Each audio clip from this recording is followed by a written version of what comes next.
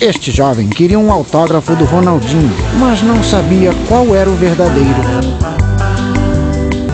Ronaldinho que é Ronaldinho tem Oi Pago. Aceita Oi Pago? O cartão de crédito que funciona dentro do Oi. É prático, não dá pra clonar e não tem anuidade. Simples assim. Quase me pegou, hein, cabeção. No começo dos anos 2000, a Oi reinava absoluta como a maior empresa de telecomunicações do Brasil, sendo vista como um carro-chefe das privatizações que o governo destacava como um exemplo de inovação e crescimento. Porém, nos bastidores, a realidade era outra. A empresa enfrentava sérios problemas de gestão, como a liderança confusa e decisões arriscadas que começaram a colocar em risco sua estabilidade. A Oi se endividou pesadamente para financiar grandes aquisições, como a da Brasil Telecom, o que deixou a companhia sufocada por empréstimos. Para piorar, enquanto o mercado migrava para a telefonia móvel e a internet, a Oi, que ainda dependia muito da telefonia fixa, viu suas receitas despencarem. E não para por aí. As multas aplicadas pela Anatel por falhas nos serviços, somadas à má gestão de recursos e suspeitas de corrupção, só agravaram a situação. Assim, o que parecia ser um exemplo de sucesso, escondia, na verdade, uma crise profunda que acabou levando a Oi à beira do colapso. Neste vídeo vamos desvendar como a gigante das telecomunicações viu seu império desmoronar e quais foram as consequências dessa queda dramática. Prepare-se para mergulhar nos bastidores da crise que mudou o destino da Oi. A história da Oi começa em 1998, durante o governo de Fernando Henrique Cardoso, em um momento crucial para as telecomunicações no Brasil. Naquele ano, o Ministério das Comunicações decidiu privatizar o sistema Telebrás, que até então era um monopólio estatal.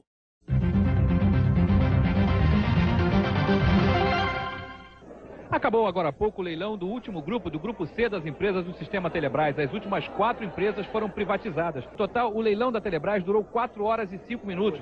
Com ele, o governo arrecadou 22 bilhões e 57 milhões de reais. Para isso, o sistema foi desmembrado em 12 companhias distintas, divididas por regiões e tipos de serviço, marcando a abertura do mercado de telefonia no país.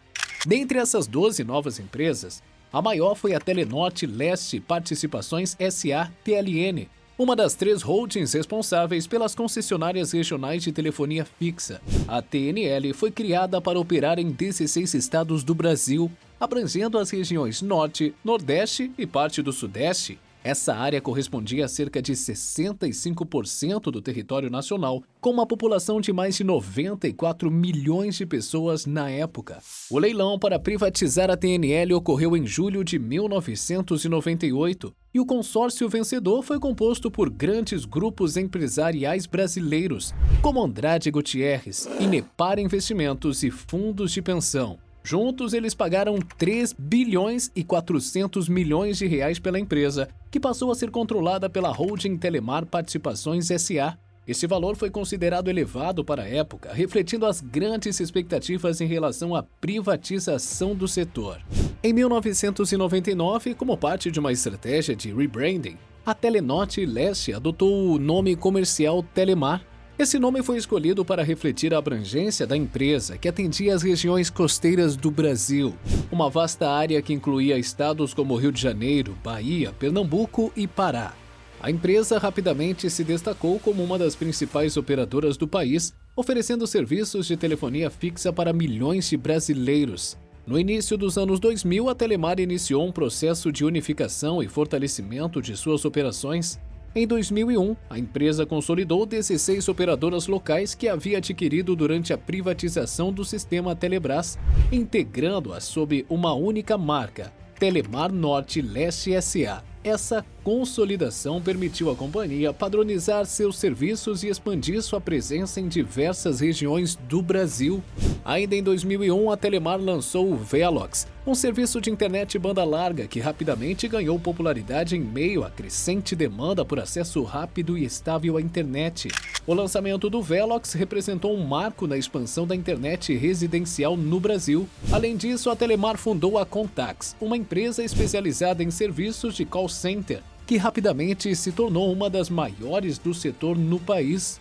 Essas iniciativas fizeram com que a Telemar expandisse rapidamente sua base de clientes e aumentasse sua participação de mercado, consolidando-se como a maior operadora de telecomunicações do Brasil. Em 2002, a receita da empresa já ultrapassava 12 bilhões de reais, com um lucro líquido de aproximadamente 1 bilhão e 200 milhões de reais, refletindo o sucesso das estratégias adotadas após a privatização.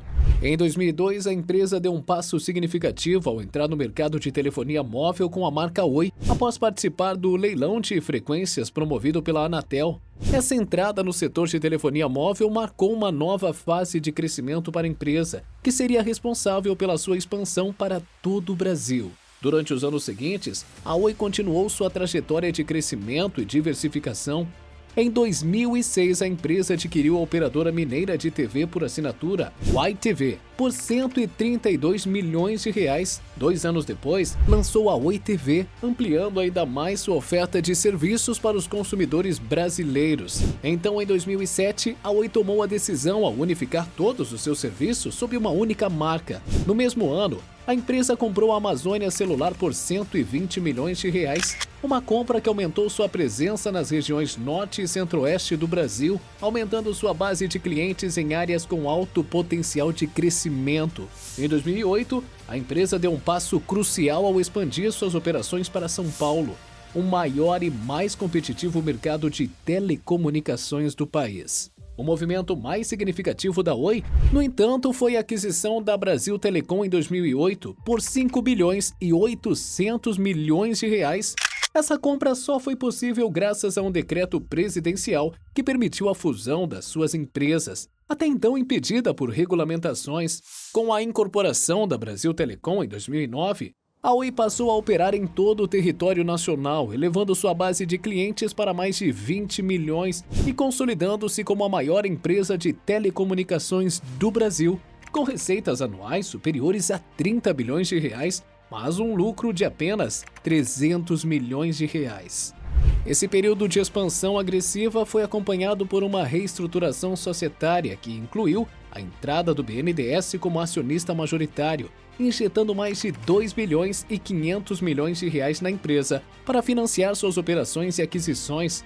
Esse capital proporcionou a liquidez necessária para sustentar o crescimento acelerado, mas também criou um ambiente de excessiva confiança. A disponibilidade de crédito incentivou a Oi a acumular uma dívida que, em 2011, já ultrapassava os 25 bilhões de reais, tornando-se uma das empresas mais endividadas do Brasil. Entre 2011 e 2014, a situação financeira da Oi se deteriorou ainda mais. A empresa enfrentava dificuldades para integrar suas novas aquisições e adaptar-se ao rápido crescimento de demanda por internet banda larga e serviços móveis. Enquanto suas receitas ainda dependiam fortemente da telefonia fixa, que continuava a perder relevância no mercado, a Oi sofria com uma queda nas margens de lucro. Para piorar, a empresa continuava a acumular multas da Anatel por problemas nos serviços prestados, tomando mais de 1 bilhão e 500 milhões de reais em penalidades. Tentando reverter a situação, a Oi apostou em 2013 numa fusão com a Portugal Telecom, criando a Corpco, uma nova holding que uniria as operações das duas empresas. A ideia era formar uma gigante das telecomunicações que pudesse se beneficiar de sinergias operacionais e expandir sua força no mercado europeu. No entanto, a fusão logo se revelou problemática devido a um escândalo financeiro envolvendo a Portugal Telecom. Antes da conclusão da fusão, a Portugal Telecom havia investido 897 milhões de euros na Rio Forte, uma empresa do Grupo Espírito Santo que estava à beira da falência. Quando a Rio Forte não conseguiu honrar sua dívida, a Oi, como parte da fusão, acabou herdando os problemas financeiros resultantes desse investimento. Embora a empresa brasileira não tenha assumido a dívida diretamente, as perdas financeiras e a crise de confiança entre os investidores prejudicaram severamente sua já delicada situação financeira. Em vez de fortalecer a empresa, a fusão acabou agravando seus desafios, deixando a Oi ainda mais vulnerável. Em 2014, com uma dívida que já ultrapassava 46 bilhões de reais, resultado de anos de aquisições mal sucedidas, queda nas receitas e penalidades acumuladas, a Oi começou a vender ativos na tentativa de melhorar sua situação financeira. A empresa vendeu sua participação na Unitel, uma operadora angolana, por 1 bilhão e 200 milhões de dólares, e começou a se desfazer de parte de suas torres de telefonia. Essas vendas, no entanto, não foram suficientes para conter a crise. As receitas da Oi continuavam a cair, especialmente nos negócios mais lucrativos, como a telefonia móvel, que enfrentava uma concorrência feroz de outras operadoras, como Vivo e TIM. Entre 2015 e 2016, a Oi já estava em uma espiral descendente, com receitas insuficientes para cobrir seus custos operacionais e muito menos para pagar suas dívidas crescentes.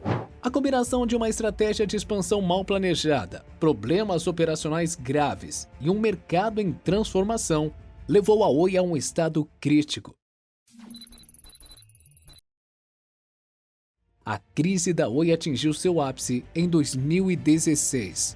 Com uma dívida astronômica de 65 bilhões de reais e sem alternativas viáveis para manter suas operações, a gigante das telecomunicações, que já foi sinônimo de inovação no Brasil, tomou uma decisão histórica: entrar com o maior pedido de recuperação judicial já registrado no país. A empresa de telefonia Oi entrou com o pedido de recuperação judicial nesta segunda-feira. A medida permite que a empresa renegocie o pagamento das dívidas, que passam de 65 bilhões de reais. O pedido não foi uma surpresa para quem acompanhava de perto a situação da Oi, mas representou um marco definitivo no desmoronamento de um império. Logo após entrar em recuperação judicial, a Oi apresentou sua primeira proposta de plano em setembro de 2016. O plano inicial incluía a conversão de até 85% da dívida em participação acionária, uma tentativa ousada de reestruturar as finanças.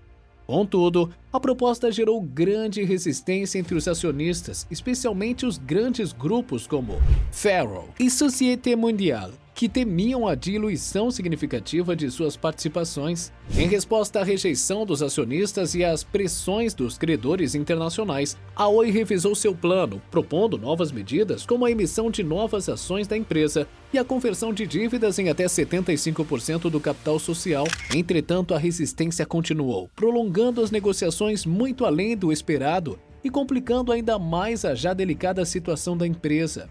Finalmente, em dezembro de 2017, após mais de um ano de negociações intensas, o plano de RJ da Oi foi aprovado pelos credores.